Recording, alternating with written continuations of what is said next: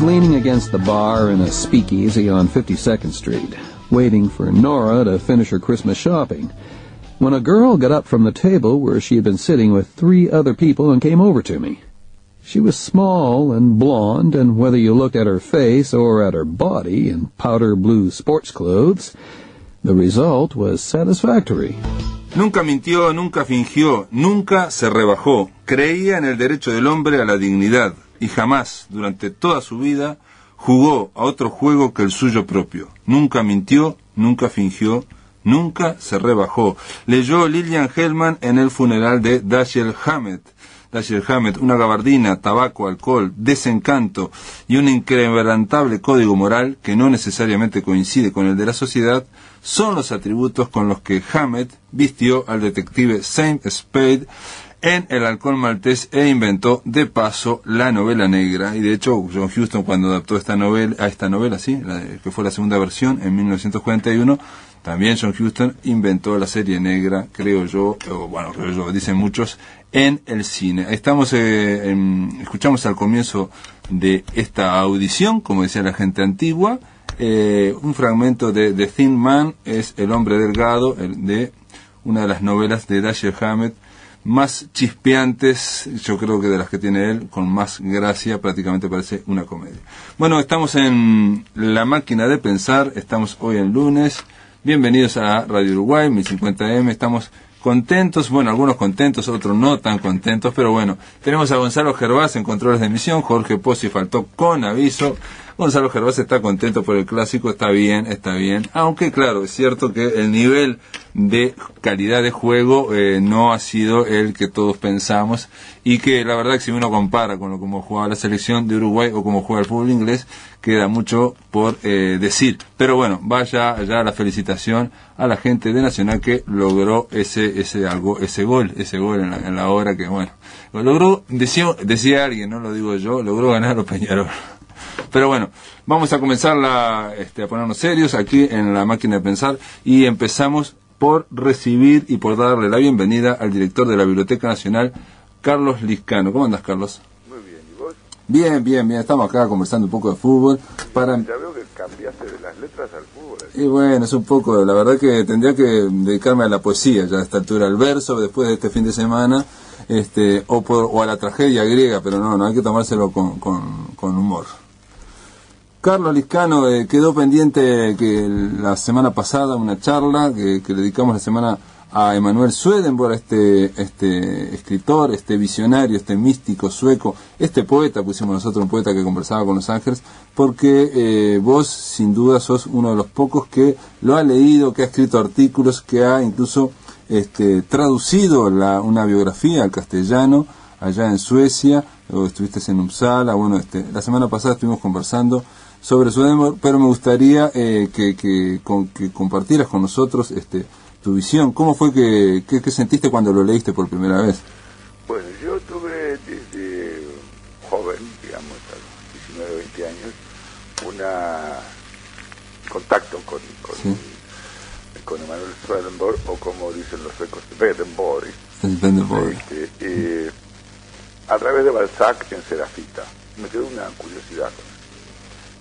Después leí cosas que había escrito Borges, que había escrito Octavio Paz, y un día llegué a Suecia en 1985, y en pocas semanas, creo en el 86, visité la catedral de Uppsala y descubrí la tumba de Swedenborg, y eso me chocó mucho, porque bueno, veía la tumba de Swedenborg, y ahí ya empezó el problema. En Uppsala están los restos de Swedenborg, pero no está la calavera.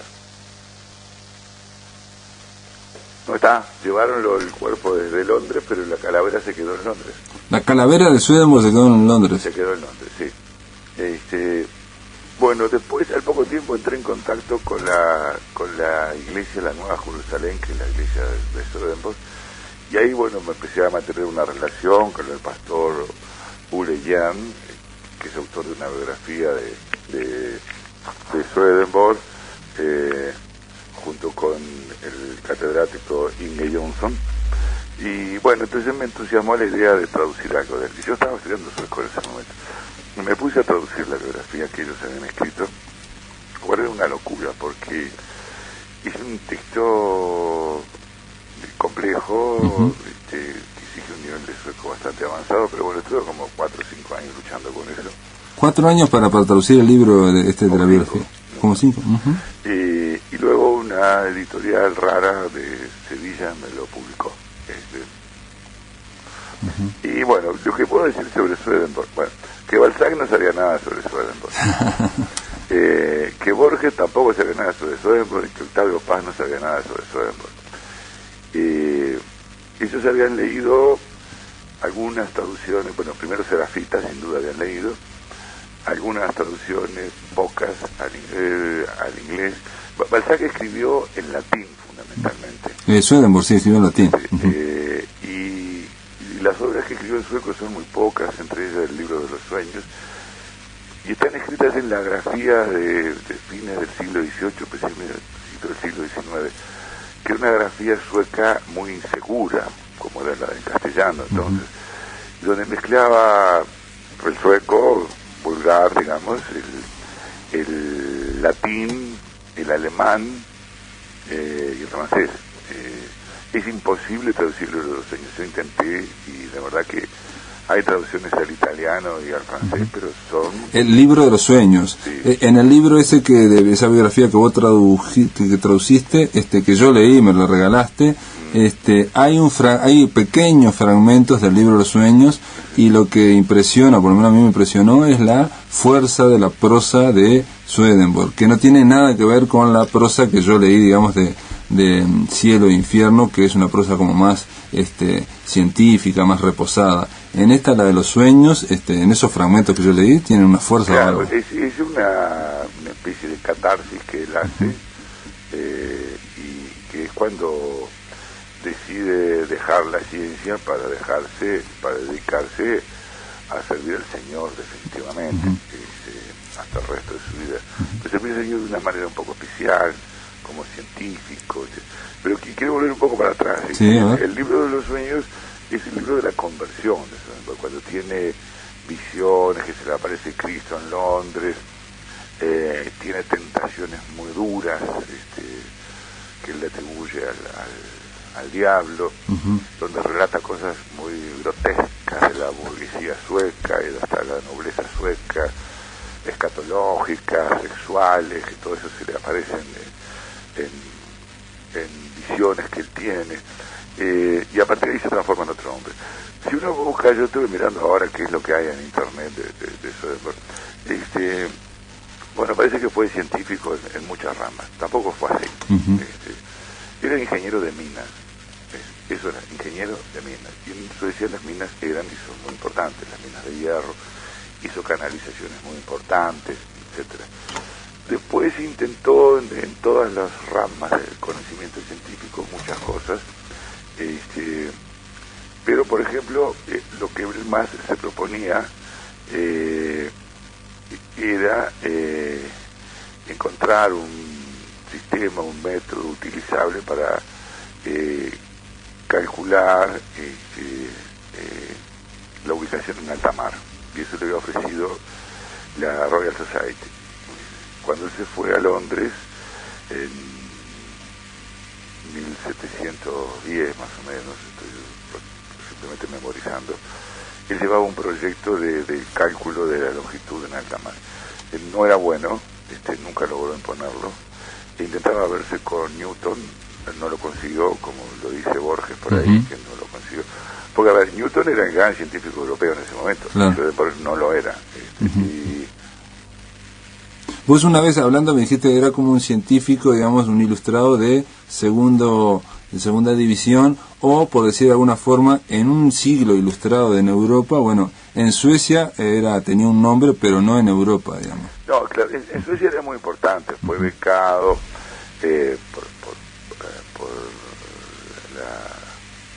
por el rey de Suecia, viajó, fue primero a Londres, que era donde estaba el centro de la ciencia del momento, estuvo en Holanda, se fue a Francia, ahí recibió, se quedó un año entero en París, haciendo ahí su estudio, recibió alguna influencia cartesiana, y luego volvió a sus pagos, que era Uppsala, y tenía una publicación con su maestro, el doctor Benzelius. Ahora, lo extraño es que en Suecia a nadie le interesa Swedenborg. Ni siquiera lo conocen, no existe.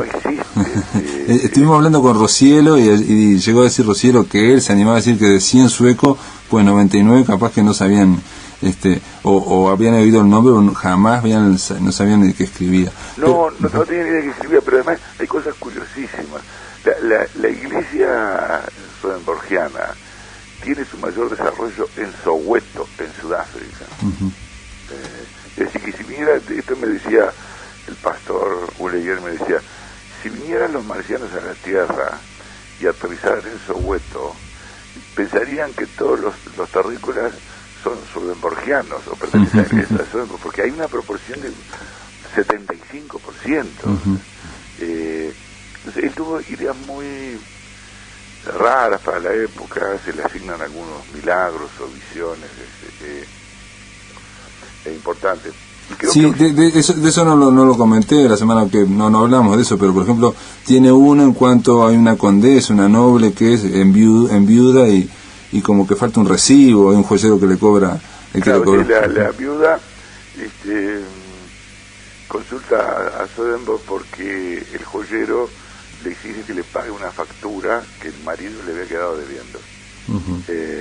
Entonces ella se lo comenta a Swedenborg y le dice, cuando vaya al otro lado, porque él viajaba con frecuencia al territorio de los muertos, que si ve a mi marido, pregúntele.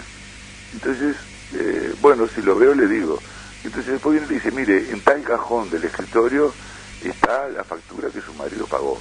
Y la viuda fue, la encontró y le dijo al joyero, usted es un estafador, pues me quiere cobrar una factura que ya está pagada.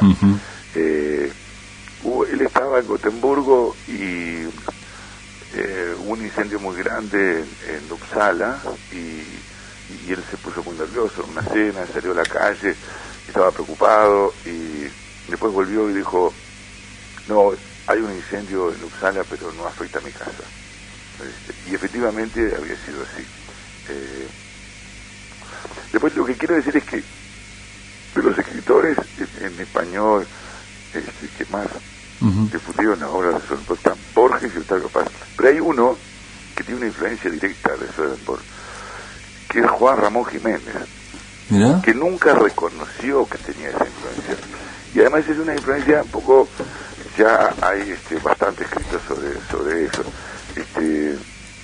Juan Ramón Jiménez se apoyó mucho en su mujer, Zenobia Camprubí, que era mexicana, americana, española, catalana, y sobre el final de la obra de Juan Ramón Jiménez es detectable la influencia de Swedenborg. Esto está investigado en la Universidad de Sevilla, por esa cosa abstracta que comienza a tener cada vez más Juan Ramón Jiménez, y él nunca lo reconoce, pero además, en el caso de haberlo reconocido, tendría que decir que él leyó a Swedenborg en las traducciones que le hacía su mujer del inglés al español, porque la mujer la leía en inglés y se la pasaba a Juan Ramón Jiménez en español. O sea que hay una cantidad de mediadores entre la obra original de Swedenborg y lo que se conoce en el mundo de habla hispana, que han deformado y transformado todo. Bien, Borges creó un personaje literario de Swedenborg, le dedicó un poema muy bonito. No, y llegó a decir que sobre el final de su vida, en los últimos 20 años, dijo que si tenía que elegir un solo escritor, que leer solo un solo escritor, le diría solo a Swedenborg. Yo creo que también tiene que ver con que tuvo un desarrollo importante en el idioma inglés, Swedenborg, o sea, es conocido más en el mundo anglosajón, y Borges estaba con un pie o dos pies en el mundo anglosajón también, ¿no? ¿Sabes que no creo que tampoco tenga tanta difusión en el mundo anglosajón? Pues esas cosas que Borges elegía a un escritor poco conocido, que le llamaba la atención, que decía, tenía ideas raras, que como él mismo decía, miraba lo que no ven los ojos terrenales, la ardiente geometría, el cristalino laberinto de Dios y el remolino sórdido de los goces infernales. Esa es una creación de Borges. No es eso de Borges. Entonces, a él le interesaba ese tipo que pensaba cosas raras, que tenía una visión de la salvación ética. Yo creo que tenía ética, aunque Borges no se lo atribuye. Digamos, uno va a seguir haciendo después de muerto lo mismo que hacía en vida. Sí, pero digo, una cosa que tiene Swedenborg es que, digo, con todo lo que cuenta, podría ser muy patético, épico, y él como escribe todo en plan como si fuera un botánico, o sea, o un turista que va relatando, escribiendo, muy, con una, para nada parece pasión, ¿no? Me parece muy pasión. Él describe cuando él visita el mundo de los muertos, lo describe como si hubiera hecho un viaje a la China, que es lo que dice Borges. Es lo que dice Borges, claro. Describe un país raro, extraño, pero lo describe con sus carreteras, con sus cosas. Y ese concepto de la salvación o la condena, que no existe en Swedenborg, porque uno va a seguir haciendo lo que hizo acá. Lo cual es terrible, ¿no? O sea que uno construye su infierno o su paraíso acá, con lo que está haciendo, y después continúa igual, digamos. Exactamente, y además, por ejemplo, en El matrimonio celestial, que es uno de sus libros, lo que dice es que el matrimonio, las parejas continúan su matrimonio después de muertos, y van a tener la misma relación, lo cual quiere decir que si uno tuvo una relación amorosa, solidaria, afectuosa, va a continuar esa relación. Pero si uno tuvo una mala relación, la condena va a ser mantener esa relación eternamente.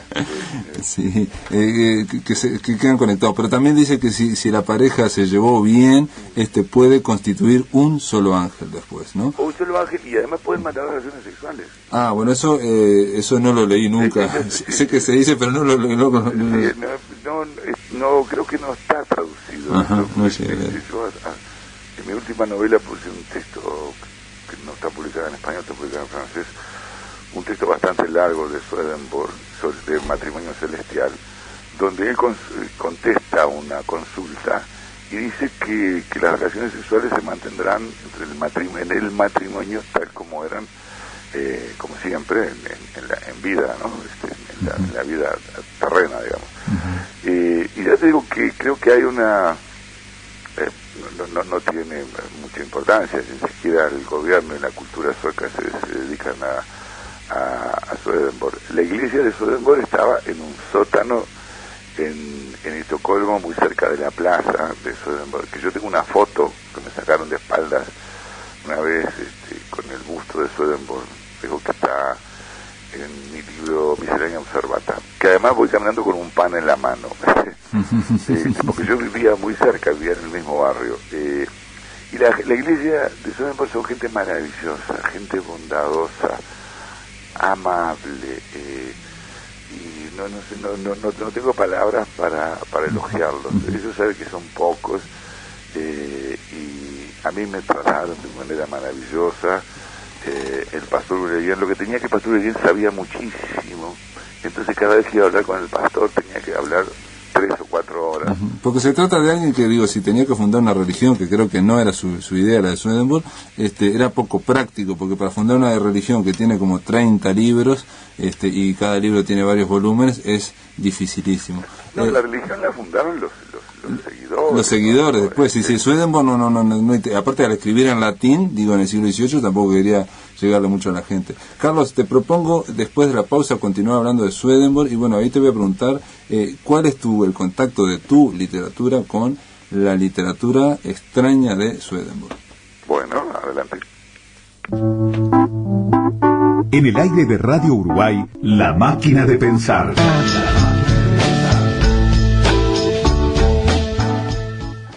Seguimos acá, La Máquina de Pensar, acá en Radio Uruguay, conversando con Carlos Licano, director de la Biblioteca Nacional, sobre Emanuel Swedenborg. Y bueno, ¿cómo, Carlos, por qué, Carlos, ese enganche que tenés con Swedenborg al extremo de, bueno, haberlo traducido, haberlo leído en sueco, haber hecho ese esfuerzo de 4 o 5 años para traducir esa biografía, que está muy interesante y donde muestra la complejidad de Swedenborg, pero en realidad yo después lo leí a Swedenborg recientemente y no le llega ni a los talones, digamos, porque hay que leerlo directamente. A Swedenborg, concuerdo con vos en esto, de que cuando leí la conferencia de Borges sobre Swedenborg, habla más de él, de Borges, ¿no?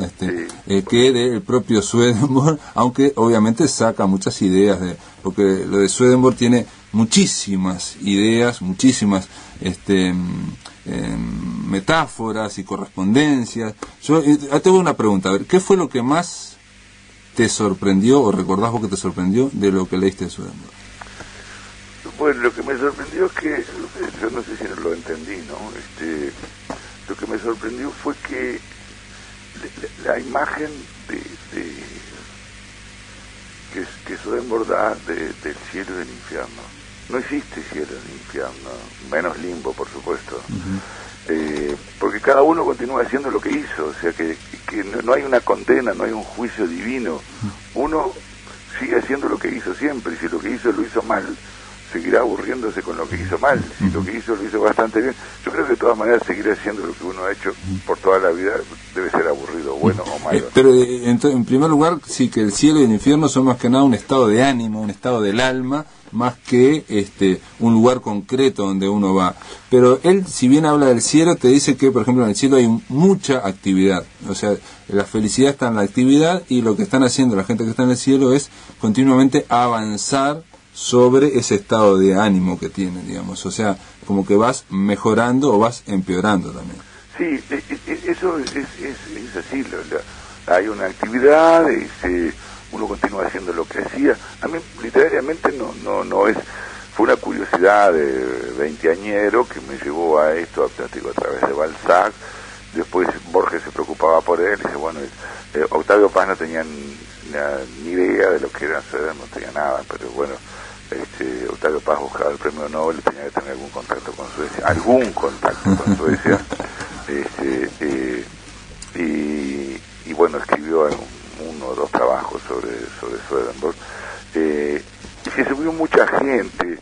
Mesmer, el del mesmerismo, también se subió a eso. William Blake, yo creo que William Blake, Borges está mucho más cerca de William Blake, le gusta más la exageración, esa cosa más patética, más fuerte, más trágica, que a Swedenborg, uno lo lee y no hay tragedia en ningún lado. Él te muestra y te dice que bueno, que la humanidad es un vivero de ángeles, dice, ¿no? Ahí van a salir los ángeles de la humanidad.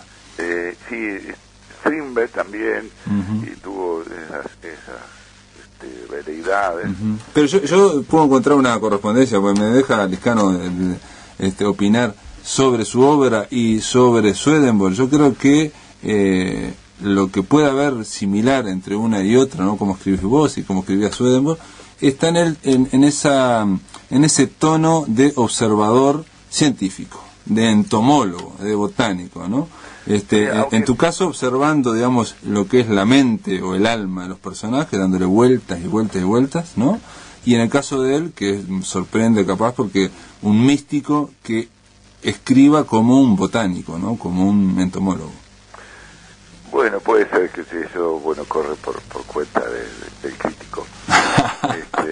No por mi cuenta, pero yo fue una curiosidad, y en definitiva creo que al final fue mi homenaje a Suecia, donde viví 10 años, eso, y escribir manuales para enseñanza en español, fue mi homenaje a Suecia, de un sueco que yo admiro, que me ha importado, hace tiempo que no leo sobre él, pero que bueno, que he leído bastante sobre él, que me vinculé con su gente, con la gente que lo sigue. Y que me dijiste en su momento, y yo lo comenté la semana pasada, acá lo comenté al aire, de que tu proyecto cuando te jubilaras era dedicarte a tratar de traducir el diario de los sueños de Swedenborg. El libro de los sueños, lo que pasa es que el libro de los sueños, yo intenté traducirlo con suecos al lado mío, pero lo que pasa es que suecos que tienen un dominio bastante bueno del sueco, no entendían lo que decían. Sí, es el sueco antiguo, claro, es como el castellano antiguo. Y me decían, bueno, esto puede significar tal cosa, o tal otra, o tal otra, o tal otra. Entonces, ¿qué seguridad tengo yo? Yo tengo las traducciones al italiano y al francés del libro de los sueños, y podría copiarlas, si quisiera. Lo que pasa es que no quiero, porque las inseguridades son tan grandes que tienen los propios suecos. sobre eso. Tiene que ser una persona que no solamente sea perfectamente bilingüe, o dos personas que hablen las dos lenguas, sino que además que tenga un conocimiento lingüístico histórico de la lengua del siglo XVIII sueca, que era errática, no había normas. Hay una cosa que tiene Swedenborg, que es la moral protestante, y es como si fuera transparente. Él nunca tiene segundas intenciones, ¿no? Sí, él se cree todo lo que dice, todo lo que escribe. Sí. No parece haber, digamos, un influjo poético, tratar de exagerar lo que estamos diciendo, ¿no? O buscar la originalidad. ¿Él es original? Así nomás. Sí. Yo publiqué un libro de poesía que se llama Miscelánea Observata, en homenaje a Swedenborg,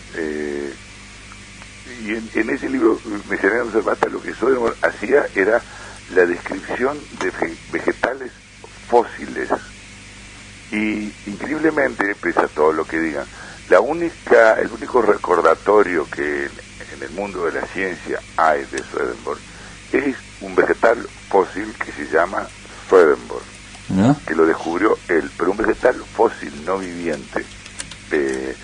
Y después la obra de él como ingeniero, que fue muy importante.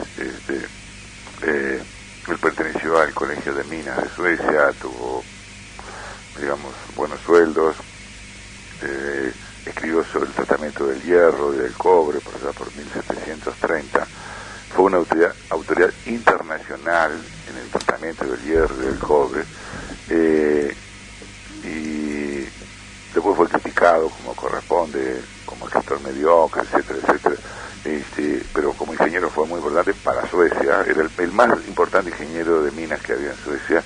Hizo las canalizaciones, la limpieza del hierro, del cobre a través de canales que quedan restos históricos todavía. El único recordatorio como científico, que era lo que a él le importaba en la primera etapa de su vida, hasta los 56 años, era que era ser científico, y queda solamente en el mundo de la ciencia, queda, ya te digo, un vegetal fósil que lleva su nombre. Y después él tocó todas las ramas, hablaba, no sé, media docena de lenguas. Sí, impresionante lo que hablaba. Ahora, los suecos de hoy en día hablan por lo menos 2 o 3 lenguas cada uno, porque al ser un idioma muy poco desarrollado, que muy poca gente lo habla, para poder comunicarse siempre hay que aprender no solamente una segunda, sino hasta una tercera lengua. Y en aquel momento, cualquier persona culta hablaba 3 lenguas. Carlos, te puedo pedir que, a ver si en un minuto podemos decirle a la audiencia, para invitarlos, lo que va a ocurrir el viernes y el sábado en la Biblioteca Nacional, de 10 a 22 horas, de libros. ¿Qué es esto? Muestra, exposición y venta de libros. Sí, bueno, esta fue una idea que surgió, como surgen las buenas ideas por acumulación.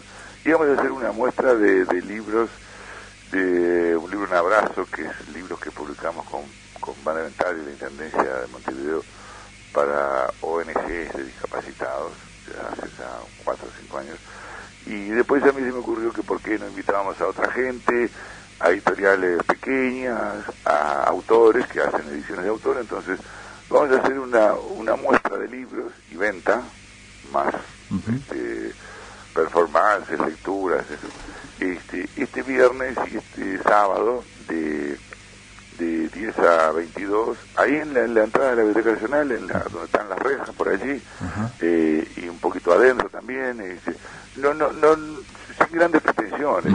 La idea es que seamos muchos, aunque sea caótico. No, está bien. Se trata de ir, es una exposición, muestra, exposición y venta de libros en un circuito diferentes, de 10 a 22 horas, y a partir de las 14 horas hay actividades como lecturas, charlas, mesas redondas, música y performance. Así es, sí, y lo que quiero decir es que si nos va bien, la repetiremos y algún día seremos grandes, como es el cachorro de elefante, que a principio es chiquito y algún día es grande. Y si nos va mal, bueno, quedaremos en cachorros nada más, pero pensamos que nos va a ir bien, vamos a juntar mucha gente, va a haber un poco de desorden, pero esta esta es la Biblioteca Nacional. La Biblioteca Nacional entra a la gente, abierta a la gente, que venga el que quiera, porque la biblioteca es de todo el mundo. Muy bien, muchas gracias, Carlos Lescano. Un abrazo grande. Chao, chao. Muy bien, ahora en el último bloque de La Máquina de Pensar le damos la bienvenida a alguien del norte de Cerro Largo, a Laura Inés Martínez Coronel. ¿Cómo andas, Laura? Hola, ¿cómo te va? Laura, ustedes la conocen porque supo ser en su momento en Sopa de Letras columnista desde Melo, pero también porque como poeta, últimamente editaste este año una bandada de dados ahí en el libro, en Ático, en la editorial de Melba Guariglia. Sí. Un libro bellísimo, muy linda la tapa. En general los libros de Ático son bellos, ¿no? Pero en el caso tuyo es un libro multicolor, ¿no? ¿Hubo alguna idea tuya en abrigar el libro así? No. Mira, la carátula del libro es una pintura al óleo que fue hecha especialmente por Clarisa Prince para el libro, que quiso estar en el proyecto, que es la de Fango y de Orgánica, que capaz que por ahí la conocen. Y ella hizo expresamente ese trabajo y acá quiso participar del proyecto, yo no indiqué nada, o sea, ella me lo mandó, me gustó y está, fue así nomás. Hay que decir que, Laura, aparte de ser poeta, es docente, narradora oral, trabaja con personas de contexto social crítico, discapacitados motrices, también con talleres de rehabilitación psicosocial, asistido, participado en congresos y en varias antologías. Sé que anduviste incluso, creo, por Maldonado también, ¿no? Sí, anduve ahora en la feria. En la Feria del Libro, presentando este libro precisamente, ¿no? Sí, presenté este libro y también después pasé de presentar mi libro a presentar el libro de Daniel Morena ya unos días después. El de Plaza y Parque. Parque y Sombra. Parque y Sombra. La poesía tu poesía, recuerdo el anterior que yo había leído, que era el del relámpago, a ver cómo se llamaba, en la piel de un relámpago. Otro posterior, pero que yo no le di una gran difusión. El sueño de Andrea, ¿dónde lo editaste? No, lo edité también acá en Melo. En realidad en Melo no tenemos editoriales, tenemos imprentas y puede haber algún aval, como yo tenía antes, de la Asociación de Escritores de Cerro Largo, como personería jurídica. En realidad mis libros estaban editados en base a premios que recibía. Y dado que el dinero me daba para eso, yo los editaba. Pero no tenía una editorial realmente. Después, empecé a apostar a las editoriales. En realidad, ni siquiera se me cruzaba por la cabeza, sinceramente, antes.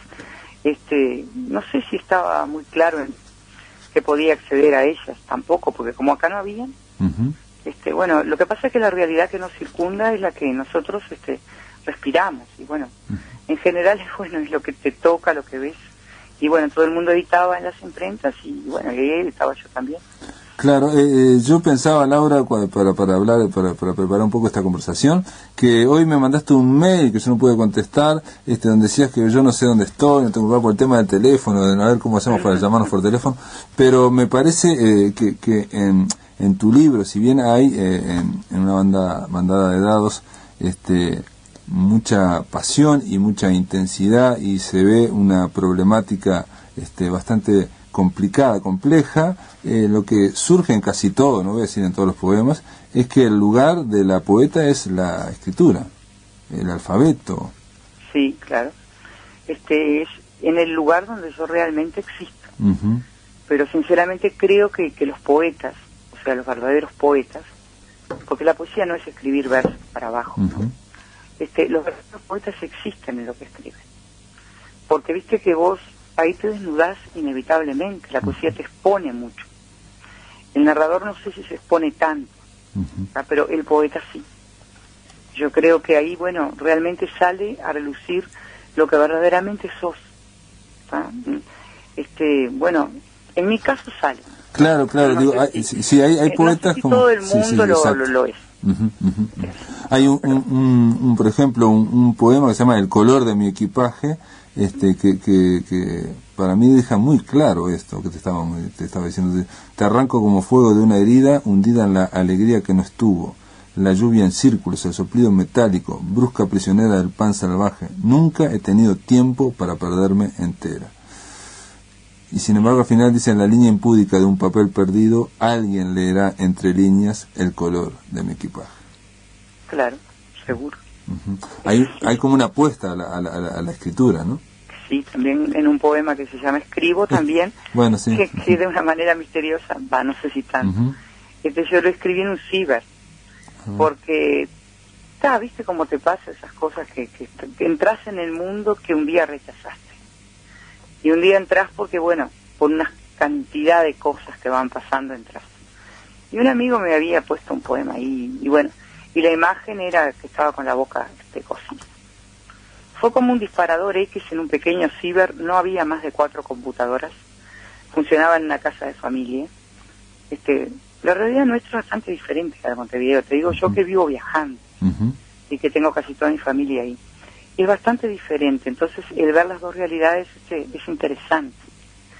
Y vos sabés que fue como un disparador, y digo, no, quise escribirlo ahí, bueno, y lo escribí ahí. Y es de alguna manera, es así, ¿no? Porque a veces dicen que soy hermética, no sé, siempre me acuerdo mucho de Clarice Lispector, que es mi madre de las palabras, que es una gran poeta brasileña, pero que en realidad yo he visto que en Montevideo no es tan conocida. No es tan conocida. No es tan conocida, pero nosotros acá la conocemos bastante. Y en algún momento se le preguntó, ¿te considerás una escritora popular? Y ella contestó, no, porque si dicen que soy hermética, ¿cómo podría ser popular? Sin embargo, ahora es posteada por todo el mundo, todo el mundo saca frases de ella, o sea, ¿cuándo es que vos quebrás el candado?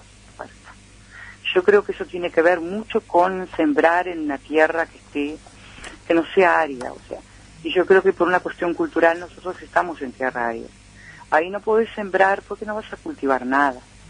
Pero cuando primero te dedicas a sembrar la tierra, yo creo que, o sea, a prepararla para ser sembrada, yo creo que se rompen los candados, el hermetismo desaparece.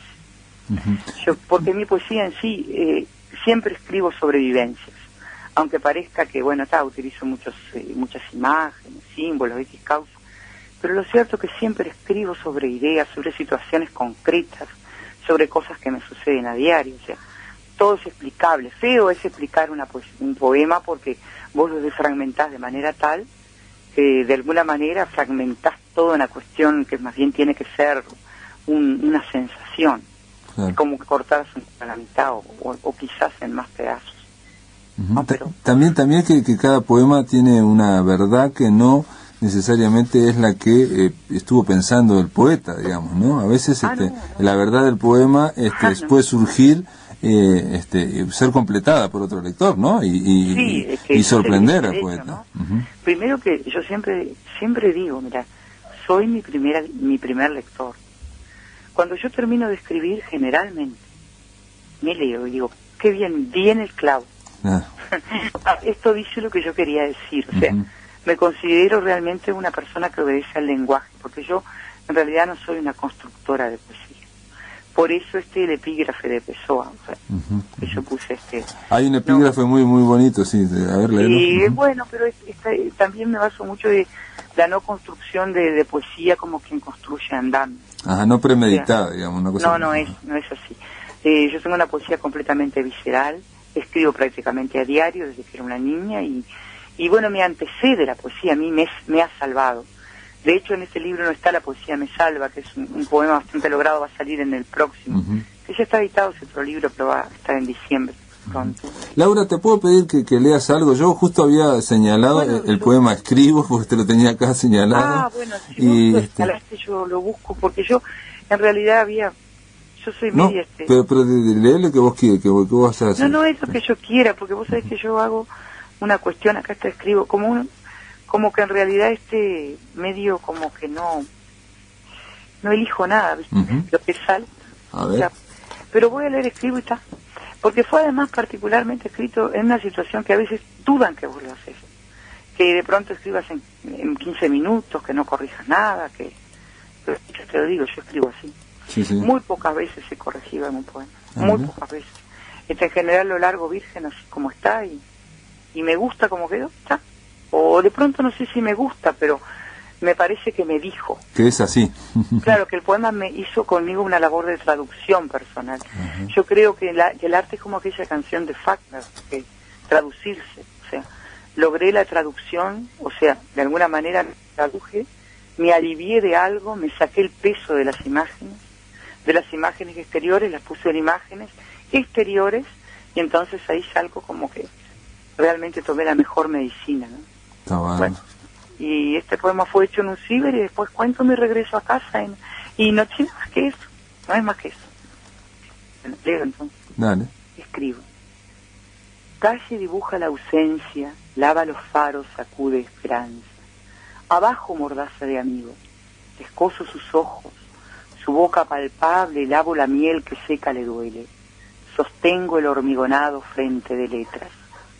Perdón, estuve viva laringe desgarrada, lágrima azul. Los perros pactando con mi regreso y yo, dormida sobre las barbas del musgo. Convicta peregrina, mar de invierno naranja, deshojando semillas, una labor extraña, apilando las capas del mundo, la lluvia lavando los signos, abre y cierra fértil fuego rebosante de dedos, un rastro de alma, un nombre de viento, un beso en un seno de antorchas eréctiles. Me han dejado sola, es bueno perderse navío y estrella, apago los libros, despierto el espacio, inundo los huecos, escribo. Ciega, compacta, genitalidad y precipicio, abierta en la errante consecuencia con la llave en la sangre, para abrir la profunda raíz, escuchar el sonido, oler la veloz insistencia del canto, encantarme, acuario nocturno, peces amarillos, oxígeno, campanas y vivo. Ser temblorosa, gimiente y ahorcajada, sin nada que saber, impecable, obediente. Hoy me desconstruyo, sílabas secretas, escribo. Muy bien, Laura.